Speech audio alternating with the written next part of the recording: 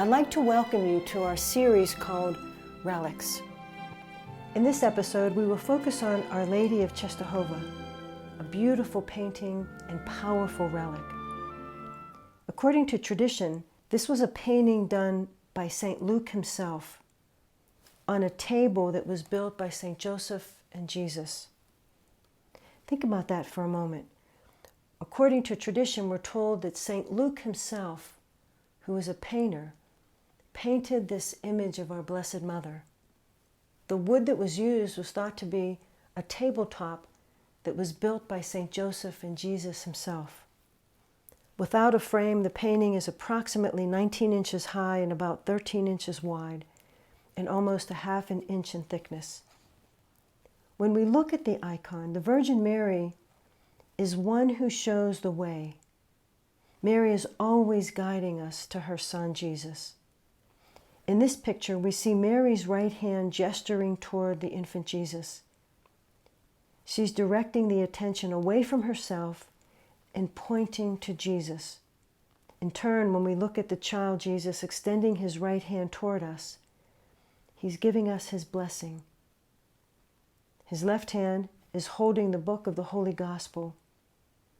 And as in many icons, Jesus resembles a young man, not an infant, but a small man. This reminds us that Jesus, even as a little child, was mature in his divinity.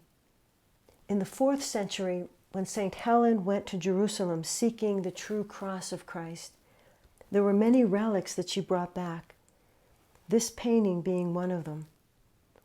She gave it to her son, the Emperor Constantine, and he erected a church specifically just to enthrone this painting. We're told, according to tradition, that when the Saracens besieged the city, the portrait had received so much recognition that the citizens carried the painting through the city, and the Saracens, seeing this, became frightened and they ran away. This can be considered one of the miraculous effects of this beautiful image. During the early part of the 14th century, this beautiful portrait came into the possession of Ladislaus, a Polish prince, who had installed it in a special chamber in the castle of Belz. The castle was attacked by the Tartars, and in the heat of battle, an enemy arrow entered the chapel through a window and struck the painting, inflicting a scar on the throat of the Virgin Mary, a mark that remains to this day, despite several attempts to repair and clean the painting. In order to save the image from repeated invasions, Ladislaus decided to transport it for safekeeping to his birthplace. This journey took him through Czestochowa, where he rested for the night. And during that night, he placed the image in a small wooden church named the Assumption.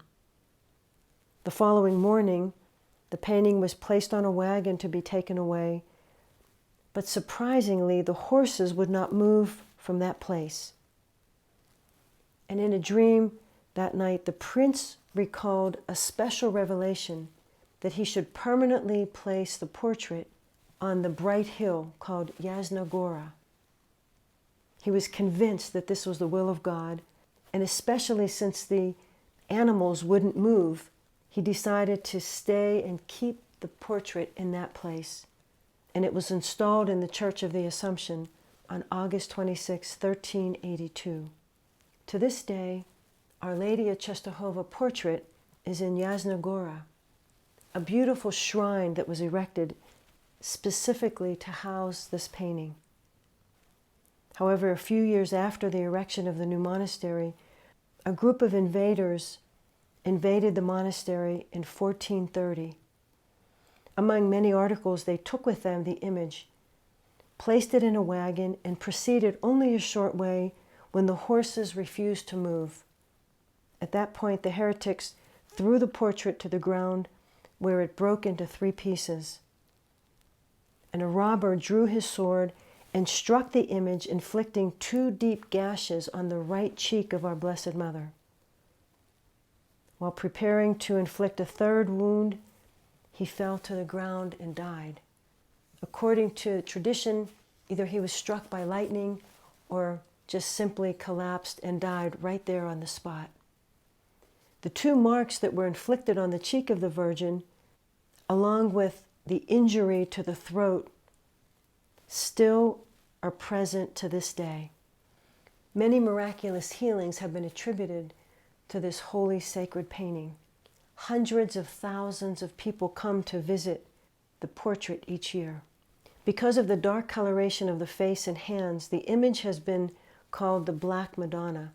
This has nothing to do with race, but rather, through the years, many, many candles have been burned in front of this beautiful icon, and due to the smoke and soot, have caused the actual painting to turn color.